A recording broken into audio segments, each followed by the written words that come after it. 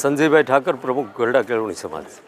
કથાનો સમય આ રાત્રિનો રાખ્યો છે, કારણ કે મહેન્દ્રસિંહજી છે એ પોતે એમના અષ્ટાંગ આયુર્વેદ ધામની અંદર ત્યાં ચિકિત્સાલય હોય ત્યાં આગળ ખૂબ વ્યસ્ત વ્યક્તિ છે, છતાં પણ એ આ આયુર્વેદના ગૌ સંસ્કૃતિના અને ભારતની વૈદિક સંસ્કૃતિના પ્રચાર માટે એ નીકળે છે.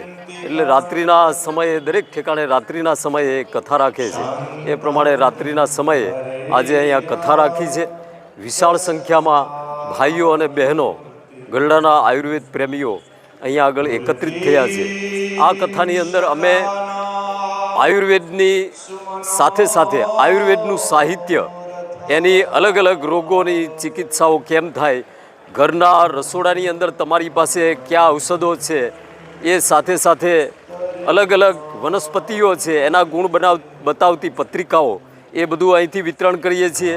ગળોના ટુકડાઓ એ અહીંથી આપવાના છીએ કે જેથી લોકો એ ઘરે વાવી શકે અને એ ગળોના ટુકડાઓ એનું પણ પોતાના ઘરે થાય ત્યારે એક ઔષધિ તરીકે એનું મહત્ત્વ સમજે. સાથે આયુર્વેદની મેથીની કોફી પણ અહીંયા અમે રાખી છે અને વિશાળ સંખ્યામાં આજે લોકો અહીંયા આ લાભ લઈ રહ્યા છે.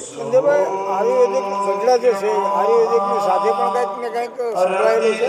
ગરડાના પણ ઘણા એવા જે વૈદો થઈ ગયા છે, શું કહે છે? હાજી, ગરડાની અંદર એક તો આયુર્વેદના પ્રખર વૈદ્ય હતા માનની શ્રી પ્રભાશંકરભાઈ ભટ્ટ, જેમનો ગઢપુરના ઇતિહાસની અંદર ઉલ્લેખ છે. સાથે સાથે એક બીજા વૈદ્યરાજ હતા જે મારા માતુશ્રીના પિતા થાય એવા પ્રાણલાલભાઈ વૈદ્ય, એ રસવૈદ હતા અને નિદાનની અંદર ખૂબ માસ્ટર હતા. એની સાથે કૃપાશંકરભાઈ ભટ્ટ અને એવા જેમણે બોમ્બેના બોરીવલીમાં કેન્સર હોસ્પિટલ ખોલેલી અને 100 વર્ષ સુધી એ જીવ્યા. આ બધા જ મહાન વૈદ્યો હતા અને એ વૈદ્યો એકવાર આ ગરડાને એવા નામ પર લઈ ગયેલા કે જેથી ગરડા વૈદ્યોના ગામ તરીકે પણ જાણીતું હતું. પ્રભાકરભાઈ મોદી, સામાજિક કાર્યકર અને પત્રકાર.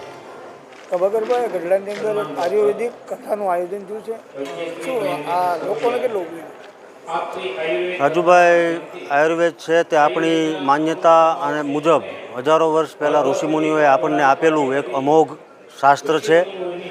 આયુર્વેદમાં આજે પણ ચમત્કારો સર્જાઈ શકે તેવી શક્યતા છે, પરંતુ તેના જાણકાર હોવા જરૂરી છે. ત્યારે આજે ગઢડામાં સૌ પ્રથમવાર ભાવનગર જિલ્લાના તળાજાના અષ્ટાંગ કેન્દ્રના શ્રી મહેન્દ્રસિંહજી સરવૈયાના મુખેથી આયુર્વેદ કથાનું આયોજન કરવામાં આવ્યું છે. તેનો ઉદ્દેશ માત્ર ને માત્ર નિરોગી સમાજની રચના અને લોકો સાચી સમજણ કેળવી અને નિરામય જીવન જીવી શકે અને તંદુરસ્ત સમાજની રચના થાય તેવો જ છે.